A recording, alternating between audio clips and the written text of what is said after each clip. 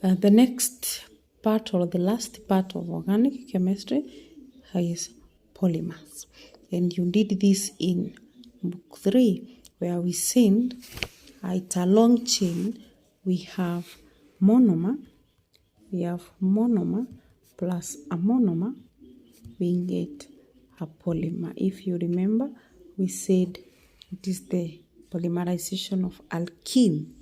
It is formed with double bonds. Single bonds cannot combine.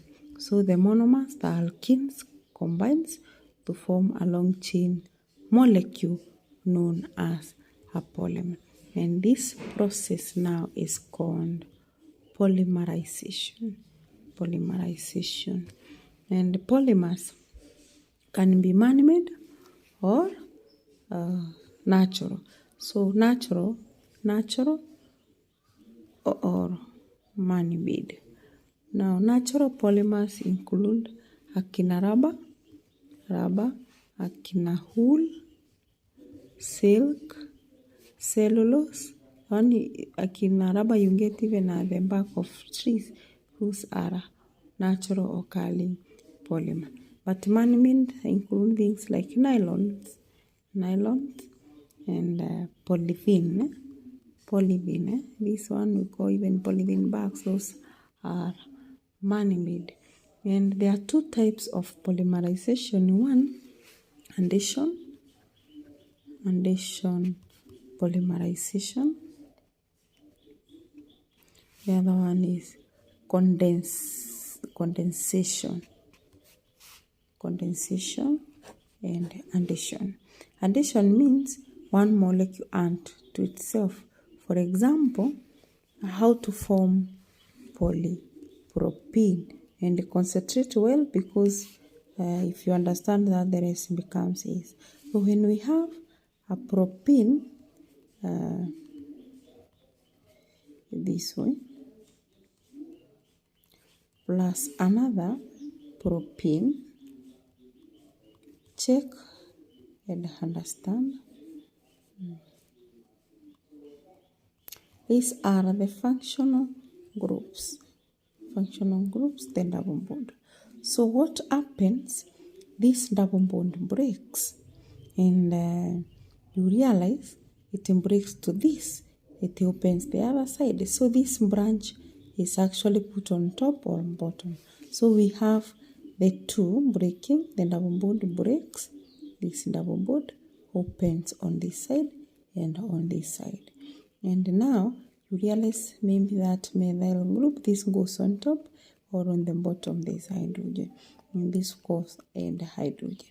So when this open, it meets the other one that has open and they combine. So they combine two, then this one also goes at the top. Because when this open, it opens this side and this side. So they become two with double bond and two with double bond. They become the four of them and hydrogen. This one with hydrogen. And this is now a polymer we call now polypropene from propene molecule. And the general structure is we have a propene plus another one, and or the general means how many, I don't know how many, and then it opens to a single, but the repeating unit depends on the number of monomers you have. So that is how we form a polypropene. This is, you understand where the functional group, it opens to this side and this side. This opens this side and the other side. So the branching ndizo hizi tumeweka huku. You cannot draw 6 because it was a propene. No, the functional group is the double bond. You want to draw polychloroethene.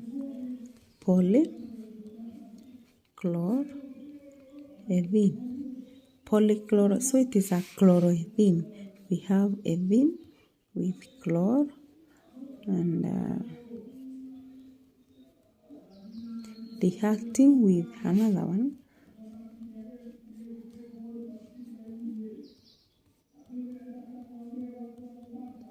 So I'm saying this open. So the four of them open this side, this open, and you close them. Then put the number of hydrogen. There was a chlorine here. That is this one comes here. Is hydrogen.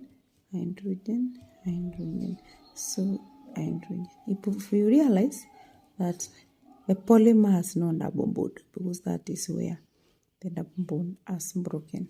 This is now our polychloroethene. The name still remains with ethene. It's a polychloroethene. And if you want to check out polyphenyl, this is polyphenylethene. So there is phenylethene combining to form polyphenylethene. That is a polystyrene. So we have this, and these two double bond breaks to form four. This it's there. So it breaks and opens. The double bond opens on the other side. That is polyphenylethene. Then when you realize we want to form polytetrafluoroethene, ethene with fluoro, which are tetra, four of them. Again, double bond breaks, opens, and this is now polytetrafluoroethene. And now, if you want to know the number of monomers, you will get molecular mass of a monomer and divide with a molecular mass of polymer. You will end up getting the number of monomers. I'm saying when you get a repeating unit, for example this one. So can you look at that diagram? This tells you can see the repeating unit. Look at where the repeating unit is. So the repeating unit is somewhere here. So from here, you go again here, it repeats itself again. So that tells you this one, and this one are monomers. They are repeating unit. But because they do not have a double bond, we can't call them monomer. You will extract a repeating unit for you to get a monomer. For example, this one, I'll extract this. So I will have C, that one, CH, with this one, CH3, and of course now I will put a double bond. So I'm saying when you have a polymer like this, that one, you identify the repeating unit, and the repeating unit is that. So for me to draw a monomer now, I remove the bonds here, this one and this one, I join them here, and it forms a double bond. So the monomer would look exactly like this.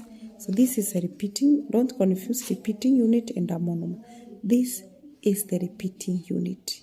Then this is the monomer. And now I was saying, for you to get molecular mass of a monomer, it is number of monomers is equal to molecular mass of a polymer or over a monomer. For example, if a monomer weighing 4200 and the molecular mass of 1 is 42, then it is 100. That is the example explained in your books. Check that the polymer here, this one, has 4200. So get the repeating unit, get the monomer, get the molecular mass of monomer, then divide. The other type of polymerization is called condensation. Condensation from the word condensed. And the condensation happens whereby, for example, when I have glucose plus glucose, I get starch. So here, starch is a polymer of meaning glucose. So here, it's not addition because the one, even you can't know the one from monomers. So one glucose reacts with another glucose and another one, they form starch. That is now what is condensation. And mostly, this happens in plant. The plant, so you realize when glucose forms starch, they loses water molecule. So condensation, there is something that is lost, for example, a molecule of water. And if you check your textbook, this is a protein. This is one protein, this one. So OH from one protein and hydrogen from the other protein combines, these two combines to form water. You realize now this N, because I have removed hydrogen, and this carbon have removed OH, they combine in the polymer. You realize there is no plus, they combine. You realize there is this repetition, then this carbon combines with hydrogen. This one, carbon and nitrogen, sorry, not hydrogen. They combine here, and there is a molecule of water being lost. So condensation is polymerization that involves loss of some molecules in the water, and whatever combines is not a repeating unit. There can be something different. So I've said for us to form protein, we need an amino acid and amino acid. We need a glucose and a glucose to form starch. But when you come to form something like a nylon, we have two different things combining. This is diamine, hexene. So we have here. You don't have to stay memorizing how it is formed, but check the two molecules combining. OH from one molecule combine with hydrogen and they form water. So where we remove OH and hydrogen, that is where the two combines to form the polymer. So nitrogen and carbon combined. Nitrogen and carbon combined. So of course the others repeat themselves. But now, because of that, there is a bond that opens. Lazima a bond to open on this side. On this side, you put a bracket because it is polymerization. And you realize rubbers that occur in a plant are an example of condensed polymerization. And it is actually soft. So we say rubber that is synthetic can also be obtained. It is soft, and we harden the rubber using sulfur, the process we call vulcanization. Vulcanization is the process of hardening rubber. It is process of hardening rubber using sulfur. You heat sulfur and harden rubber. So we realize there is synthetic polymers and natural polymers. Rubbers are synthetic or they are man-made rubbers. And the advantages of these man-made, synthetic, or natural includes that the man-made, they are less affected by acids and alkalis. They are lighter, they are stronger, they can be molded into different shapes, they are not expensive. These are advantages of man-made fibers or polymers.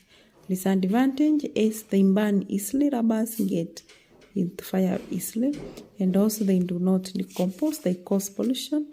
They are non-biodegradable, and also they can give poisonous gases when burnt in air. And this table summarizes uses of different polymer, and this marks the end of our topic 5, that is organic chemistry 2, and we are left with the radioactivity. That means one lesson, and of course summary of metals. Yes.